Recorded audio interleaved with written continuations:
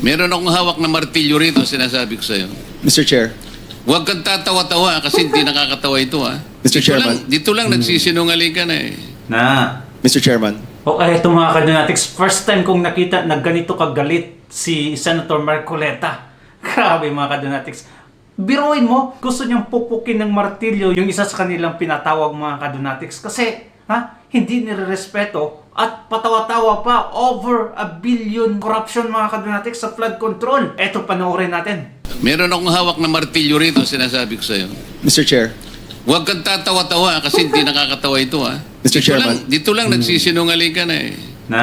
Mr. Chairman, if I may. Yes, Mukhang Senator. nahihirapan kasi si Mr. Kirante mag-explain.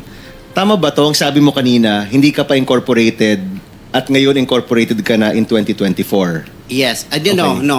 Hindi rin. Yung incorporated, hindi, yung on process pa yun, hindi pa namin na ano yun, na-approve. So lahat ng project na ginawa mo, sole proprietor. Yes, Your Honor. So nakapag-project ka na. Yes, Your Ano Honor. yung sinasabi mong hindi ka pa nagsisimula or hindi mo pa nagagawa?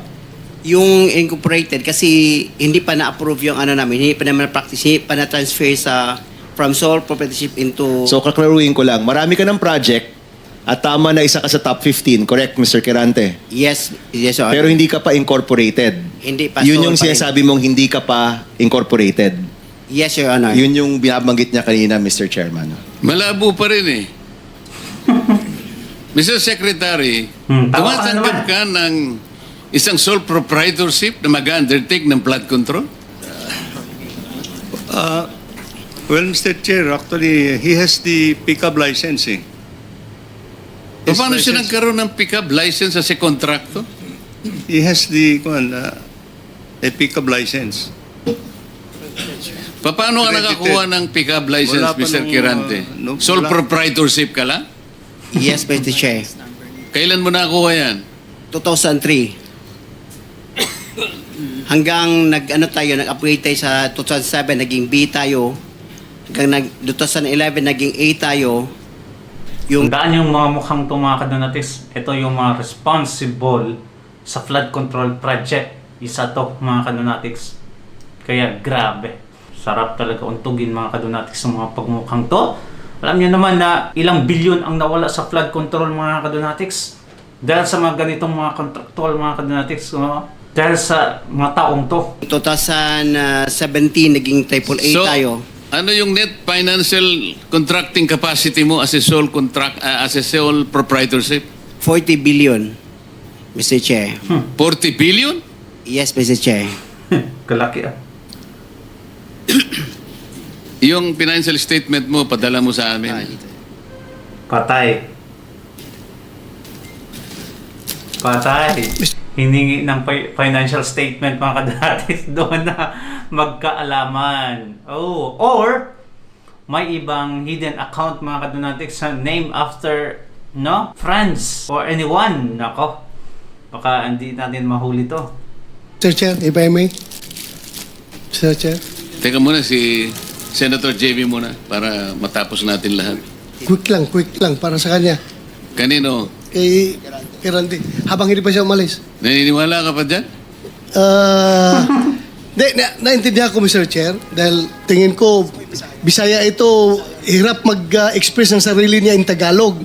Kaya, I would rather advise him na uminom ka ng tubig, mag-inhale ka, relax ka, at ang pagsalita mo, huwag mo masyadong bilisin. Naintindihan kita pareho tayo Bisaya. May difficulty in expressing yourself ka.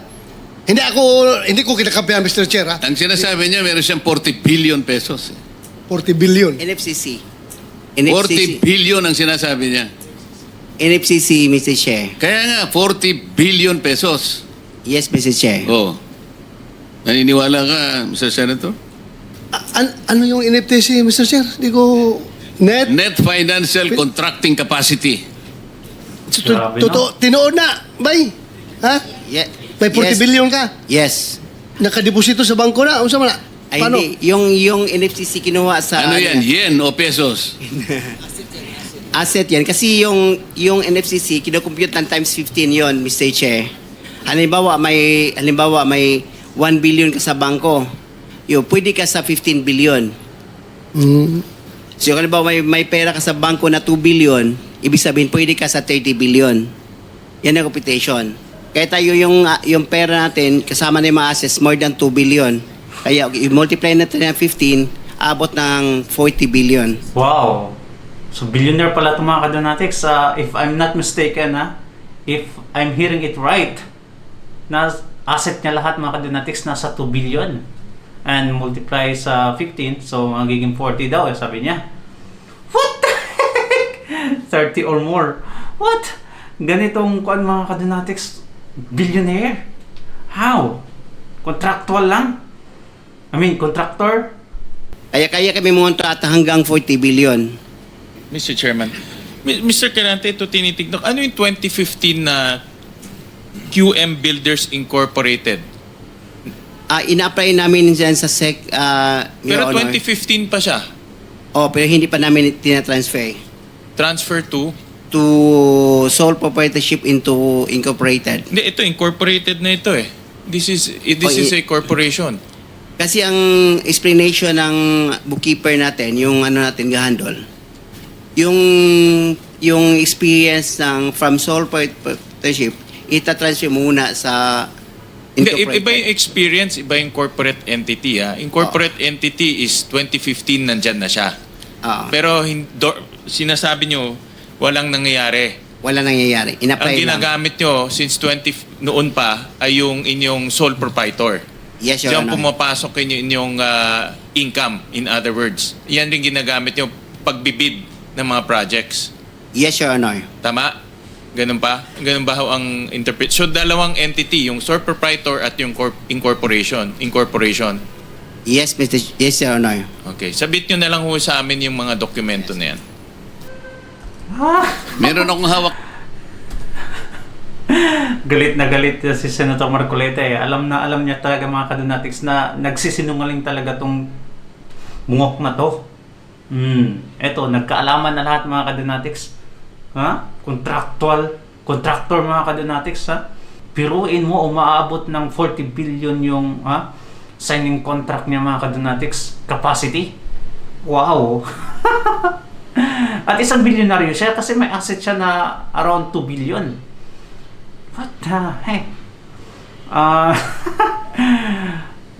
Nakakagimbal mga kadonatics at for sure marami pa tayong malalaman in the future as this committee hearing mga kadonatics going on. Nako. Ito para sa inyo natutulog sa Dilibaw at sa Castro. Kanino mo wala na ito?